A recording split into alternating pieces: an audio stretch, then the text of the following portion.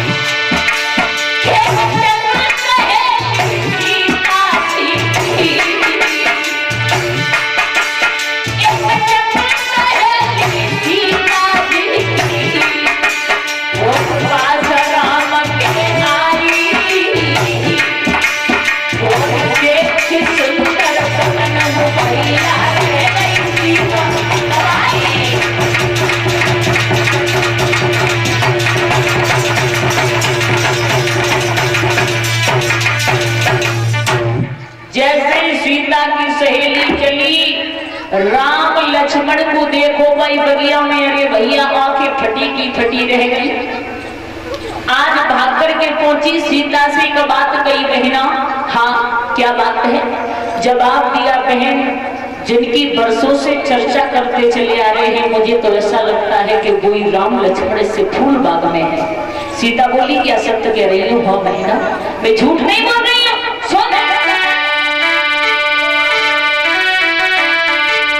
राम बगिया में आए, कि राम बगिया में आए, सुनो सजनी राम बगिया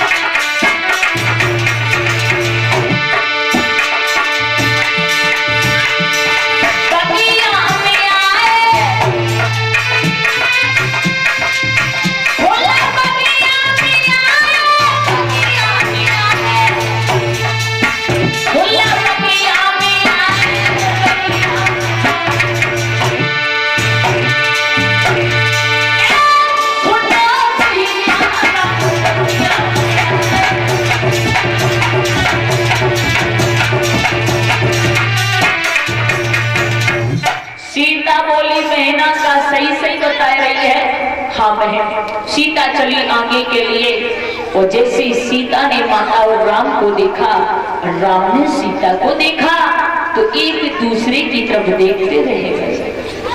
जब एक दूसरे की तरफ देखते रह गए तो गोस्वामी तुलसीदास ने चौपाई में लिख दिया,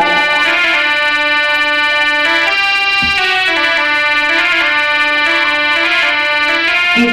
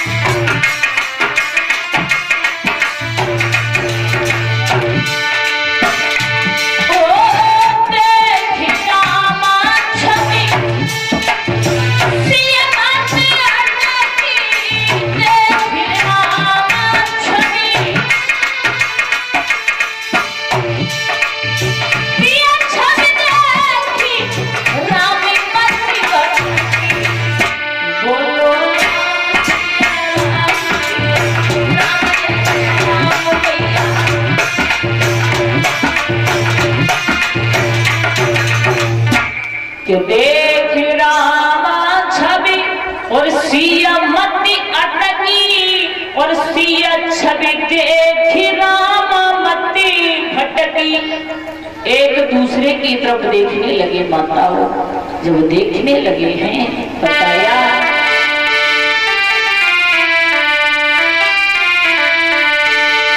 कि देख कर राम जी को जनक नंदिनी, कि देख कर राम जी को जनक नंदिनी और बगिया में खड़ी की खड़ी देख कर राम जी को जनक नंदिनी।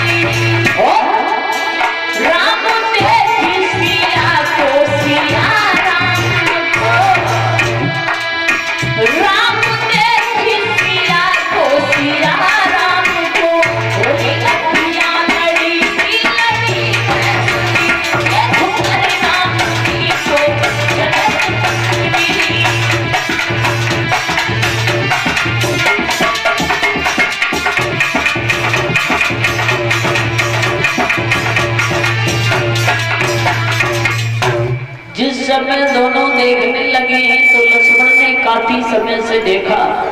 उसके बाद में भैया की कलाई पकड़ी, ऐसा झटका मारा, जवाब दिया भैया भैया ऐसे देख रहे हो मानो कि संसार में कभी किसी को देखा नहीं है। अरे गुरुजी इंतजार कर रहे होंगे। लक्ष्मण क्यों पागल हो गया है? आज दोनों भाई वहां से चले हैं, लेकिन उधर सीता जैसे ही पहुंची गिरजा मैया के पास में, दोनों हाथ जोड़े जवाब दिया है माँ, मैंने आज दिन तक तुझसे कुछ नहीं मांगा, लेकिन आज मैं मांगना चाहती हूँ। और क्या बोली सीता जी?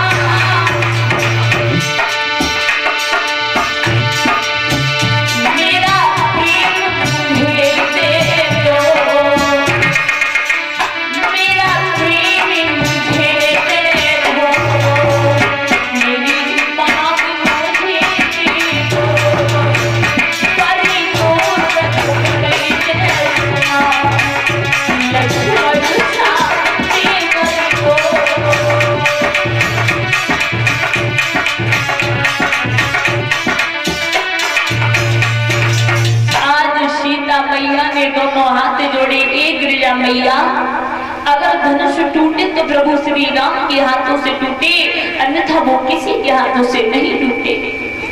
आज मैया की पूजा की है, आशीर्वाद लियो। लेकिन परीक्षित महाराज एक बड़े सुंदर शब्दों में एक कवि लिखता है, क्या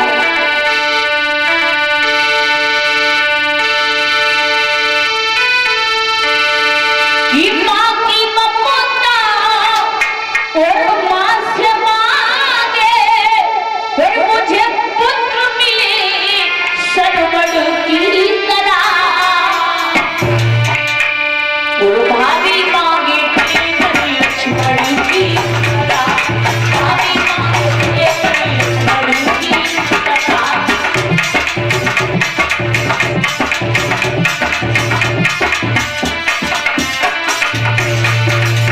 अगर पुत्र हो तो सरवड़ की जैसा होना चाहिए महाराज। और गुरबिनी का कहाँ से लाऊं, तुमसे बड़ा न कोई है।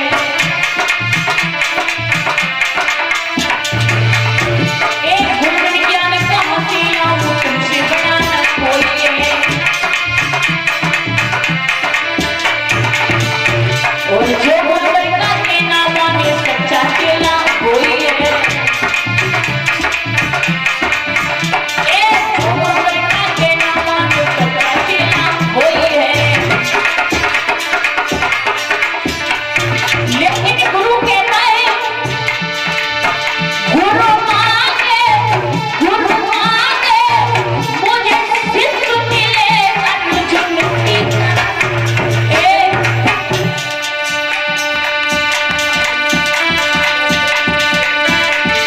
भाभी मांगे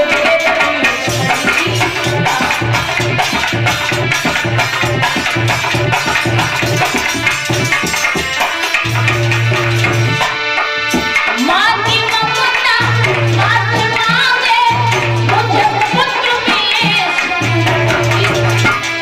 भाभी मांगे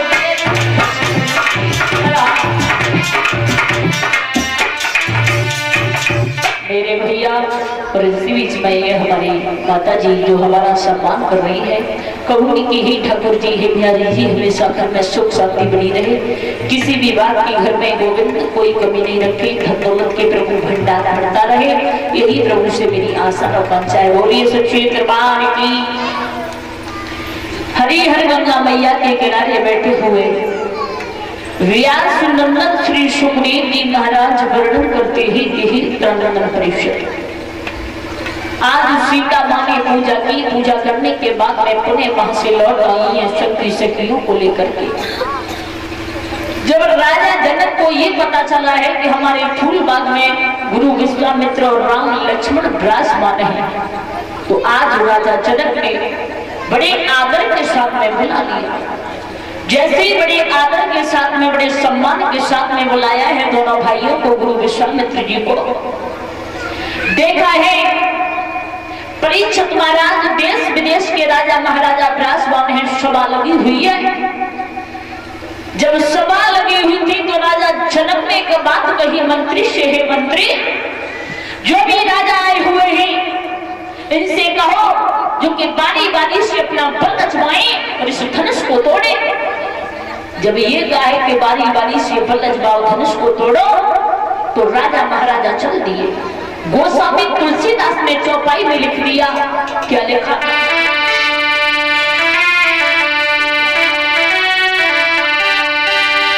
कि भूपा से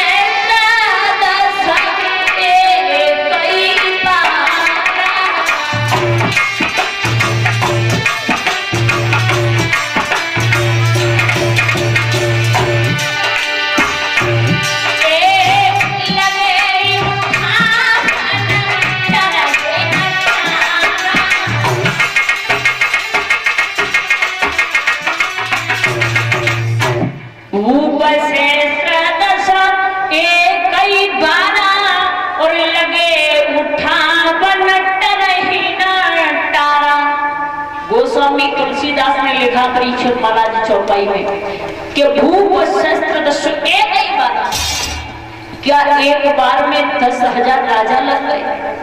परीक्षित महाराज 10,000 राजाओं के 20,000 आग हो गए। फिर धनुष कितना लंबा था, लेकिन एक ही बारा यानी बारी बारी करके राजाओं ने बल अजमाया।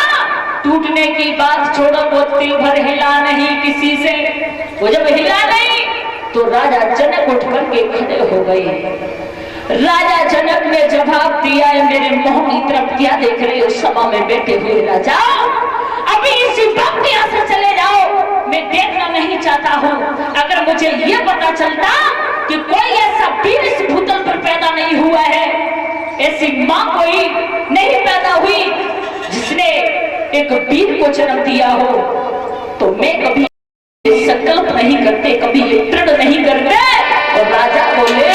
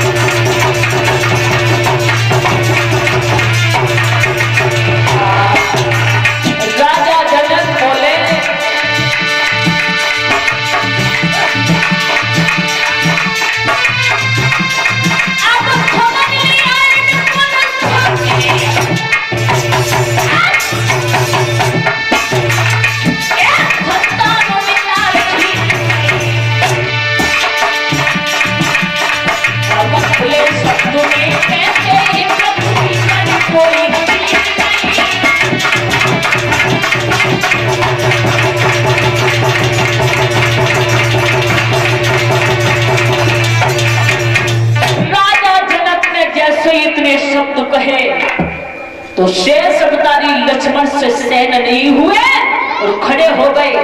आवाज लगाई, ओ राजा जनक क्या कह रहे हो? जरा फिर से कहना कि कोई ऐसी माँ पैदा नहीं हुई जिसने किसी वीर को जन्म दिया हो। अगर बड़े भैया की आज्ञा मिल जाए, गुरु का आशीर्वाद मिल जाए, तो धनुष की बात छोड़ो और बोले कि बोले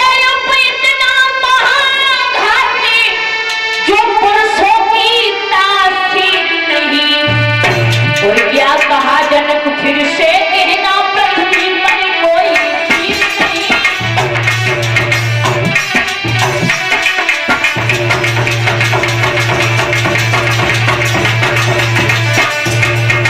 राजा जनक सुनिए, ये नाथ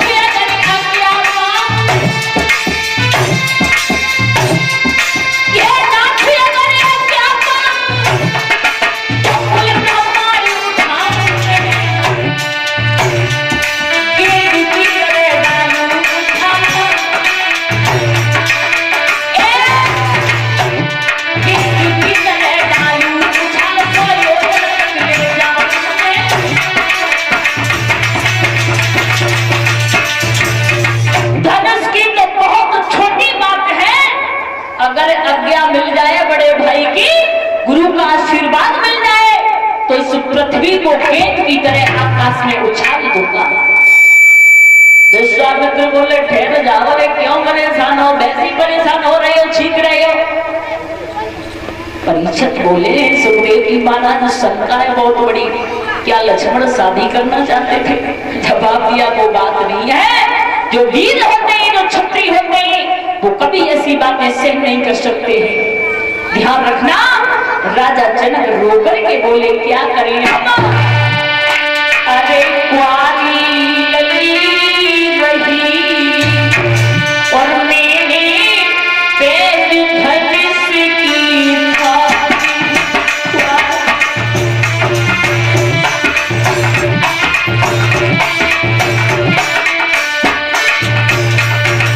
ताली बजा करके बोलिए, सभी ताली बजा।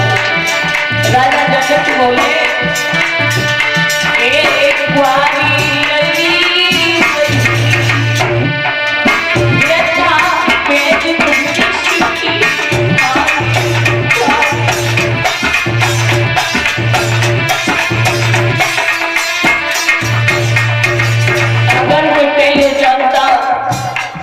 कोई ऐसा वीर पैदा नहीं हुआ तो कभी मेरी व्रत नहीं करते, संकल्प नहीं करते, लेकिन क्या करे राजा, मेरे मोह की तरफ मत देखो, चले जाओ।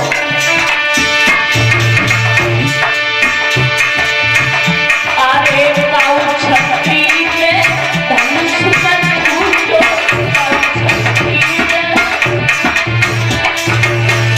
और सब बीती कहानी लगी को भूलो,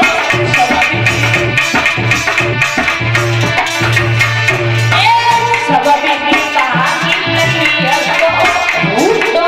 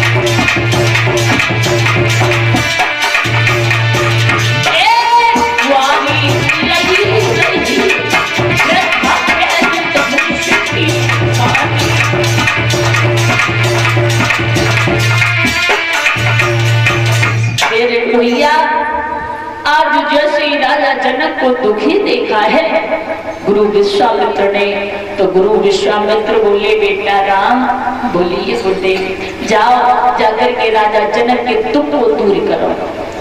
और तब तक झांकी आ रही है राम लक्ष्मण की, और तब तक ताली बजा करके एक दो नाम का भजन बोले सभी। इच्छा नाचने की तो नाच सकती है माता बहन।